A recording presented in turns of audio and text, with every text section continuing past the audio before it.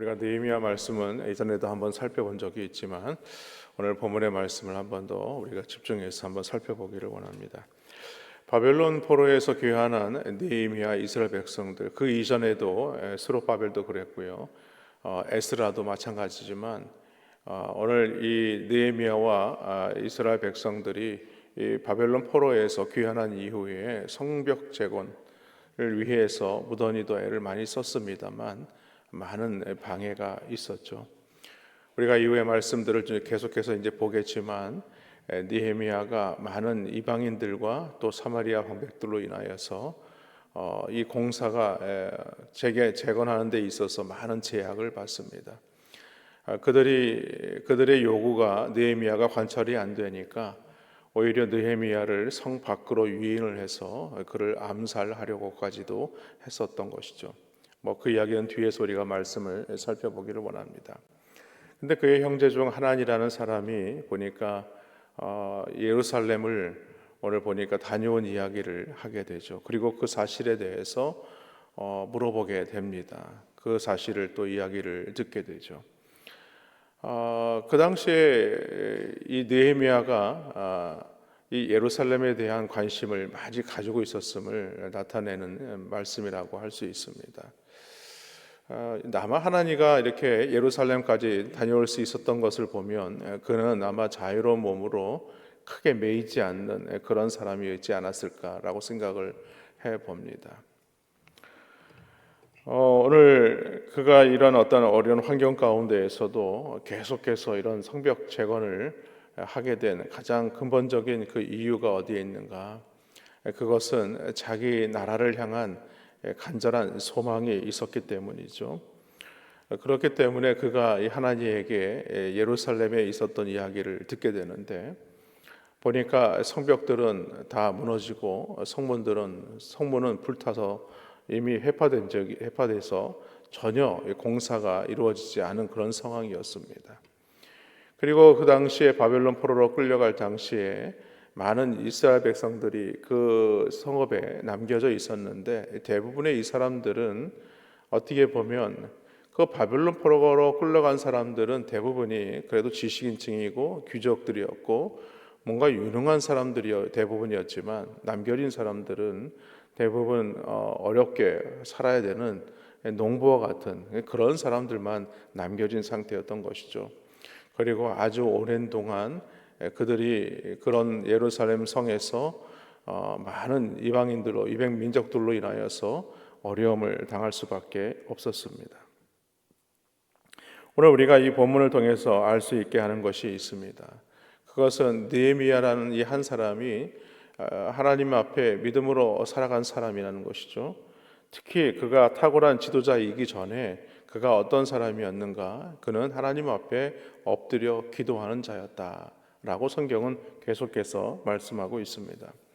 그래서 느헤미야 전체가 이 13장으로 구성이 되어 있는데 이 기도에 관한 내용이 무려 12장 안에 12번이나 등장하는 것을 알 수 있죠. 그래서 느헤미야는 하나의 큰 역사서와 같이 우리에게 들려줄 수 있지만 그러나 오늘 본문의 내용을 계속해서 살펴보면 이 느헤미야서는 기도로 시작해서 기도로 끝나는 말씀이다 라는 것을 알 수 있게 합니다. 당시에 느헤미야는 어떤 사람인가? 그 당시에 세계를 호령하는 이 페르시아 제국의 왕의 술 맡은 관원이었습니다. 그렇기 때문에 왕의 두터운 신임을 받을 정도로 세상적으로 보면 성공한 사람이었다는 것이죠. 왜냐하면 당시에 이 술 맡은 관원장이라는 것은, 이 술이라는 것은 지금의 식수와 같은 개념이었기 때문에 모든 음식이나 평사의 음료를 이 술로 대신을 했던 것입니다. 그러다 보니까 이 술에 왕을 암살하려고 하는 일들이 비일비재하게 일어나게 되죠. 그래서 그 술을 맡아서 왕에게 드려지는 것은 이 술 맡은 관원장이 먼저 그 술을 늘 이렇게 말하자면은 접해야 되고 그것이 전혀 문제가 없을 때 왕에게 드리는 그 역할을 했던 사람이 바로 술 맡은 관원장입니다. 근데 이 술 맡은 관원장이 단지 술만 이렇게 확인해서 올리는 사람이냐? 그게 아니라는 것이죠. 왕과 독대하고 독대해서 서로 술을 마시면서 나라의 정치를 또 그것을 나누는, 오늘날에 말하자면 비서실장과 같은 그런 역할을 하는 사람이 바로 술 맡은 관원장입니다. 그런데 어느 날 느헤미야는요, 오늘 하나님으로부터 이 예루살렘의 형편을 물어보게 되었고 그 형편을 알게 된 것입니다. 그래서 지금 남아있는 그 이스라엘 백성들이 큰 수모와 어려움을 당하고 있다라는 이야기를 듣고 그가 하나님 앞에 기도하기 시작을 하죠. 오늘 기도할 때에 앉아서 울고 수일 동안 슬퍼하며 하나님 앞에 금식하여 기도했다. 아주 기도를 구체적으로 설명하고 있습니다. 이 말을 듣고 앉았다. 그러니까 너무나 낙심이 큰 거예요. 그러면서 그 이야기를 듣고 가만히 있을 수 없었던 것이죠. 울면서 수일 동안 슬퍼했다. 수일 동안 슬퍼했다는 것은 계속해서 눈물을 흘리며 자신의 고국인, 그렇다고 해서 느헤미야가 예루살렘에서 태어난 사람도 아니죠. 그런 바벨론에서 태어난 사람입니다. 그럼에도 불구하고 수일 동안 슬퍼하며 하나님 앞에 금식하면서 기도하기 시작했다라고 지금 말합니다. 그러면서 그가 뭐라고 기도하냐? 6절 말씀해 보니까 이렇게 얘기합니다. 6절에 이제는 종이 주의 종들인 이스라엘 자손을 위하여 주야로 기도하오며 우리 이스라엘 자손이 주께 범죄한 죄들을 자복하오니 주는 귀를 기울이시며 눈을 여시사 종의 기도를 들으시옵소서. 나와 내 아버지의 집이 범죄하여. 근데 오늘 이 말씀에서 자세히 보시면은 맨 뒤에 어떤 말씀이 있냐면 이 모든 것이 자신들의 조상의 죄 때문이라고 말하지 않고 오늘 말씀 그 자세히 보면 나와 내 아버지의 집이 범죄했습니다. 그러니까 오늘 이스라엘 백성들이 이 바벨론의 남유다가 멸망을 당해서 포로로 끌려가게 된 그 가장 근본적인 원인이 우리 조상들의 죄 때문이 아니다. 우리는 보통 누구 탓을 많이 하잖아요. 다 조상 탓이야. 이런 얘기를 많이 하는데 조상만의 탓이 아니라 나와 내 아버지의 집이 범죄했습니다. 그러니까 그 죄를 짓게 된 가장 근본적인 이유를 그 죄를 조상들에게만 돌리질 않고 자신에게도 지금 돌리고 있는 것이죠. 그런데 여러분 생각해 보십시오. 오늘날 그로부터 무려 140여 년이 지난 현재까지도 이스라엘 민족이 고난을 당하고 있는 현실을 오늘 자신이 심각하게 받아들이고 있는 것입니다. 느헤미야는요, 자기 공동체의 범죄를 남의 잘못으로 여기지 않고 자기 잘못으로 지금 동일시하고 있는 것이죠. 성도라면, 그리스도인이라면 우리가 가져야 되는 그런 역사의식이 있습니다. 그리고 우리 믿음의 선배들이 그러지 않았습니까? 우리 대한민국이 가장 어려움을 당할 때, 일제시대에 있을 때에도 많은 믿는 하나님의 백성들이 그 상황에서 얼마나 하나님 앞에 기도하고 대한 독립의 어떤 꿈을 꾸고 뿐만 아니죠. 6.25 때도 많은 그리스도인들이 핍박도 많이 받기도 했죠. 오늘날 우리가 나라를 위해서 기도해야 할 이유가 바로 여기에 있는 것입니다.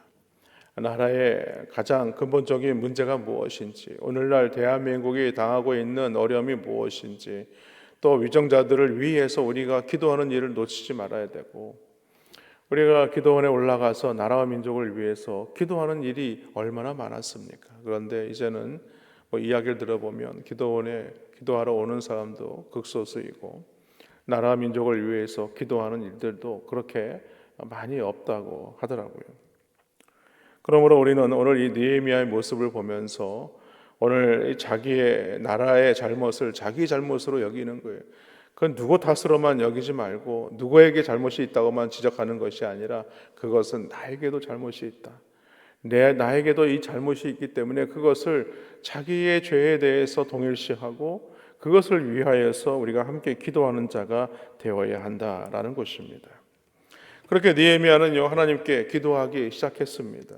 그리고 오늘 11절에서 이렇게 말하고 있죠. 주여 구하오니 귀를 기울이사 종의 기도와 주의 이름을 경외하기를 기뻐하는 종들의 기도를 들으시고, 오늘 종이 형통하여 이 사람들 앞에서 은혜를 입게 하옵소서 하였나니 그때에 내가 왕의 술관원이 되었느니라. 그러니까 하나님께서 이 느헤미야의 기도를 들으시고 그 기도를 이루시기 위해서 그가 어떤 역할을 해야 될까?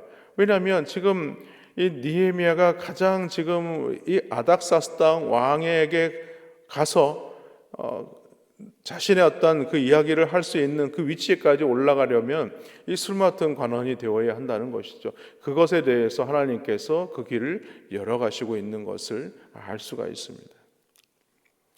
사실 아닥사스다 왕의 마음을 움직이는 일에는요, 여러 장애물이 있었습니다.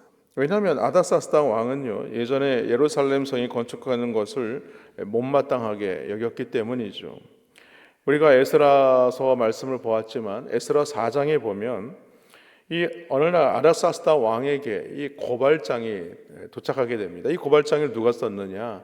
이 사마리아 방백들이 이 예루살렘 성을 준공하지 못하도록 고발장을 쓴 거죠. 그래서 아닥사스다 왕이 그 고발장을 받아 보니까 이 예루살렘 성을 건축하면 또 옛날처럼 자신들에게 대적하게 되지 않을까라는 그런 내용의 글을 썼던 것입니다. 그래서 아닥사스다 왕이 조서를 내려서 그 공사를 그치게 한 적이 있었습니다. 그래서 한동안 그 성을 건축하지 못하게 되었다는 것이죠. 그러나 느헤미야는요, 오늘 하나님께서 이 아닥사스다 왕의 마음을 변화시킬 것을 그는 믿었습니다. 그리고 그가 오늘 슬피 울며 기도하기 시작한 지 4개월이 지났을 때였죠. 우리가 성경을 보면 4개월이다. 그렇게 길지 않았네. 이렇게 생각이 들 수도 있습니다. 여러분, 독수리 기도회 20일을 하면서 한 번도 안 빠지고 나오신 분들은 대단하신 분들이라고 생각이 들어요. 그런데 무려 4개월 동안이나 뭔가 한 가지 목표를 가지고 하나님 앞에 기도했다는 것은 쉬운 일이 아니죠. 그게 4개월이 되리라고 생각은 했겠습니까?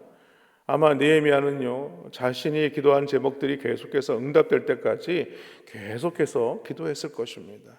그런데 성경은 4개월이 만에 하나님께서 응답하시는 장면으로 오늘 말씀하고 있습니다.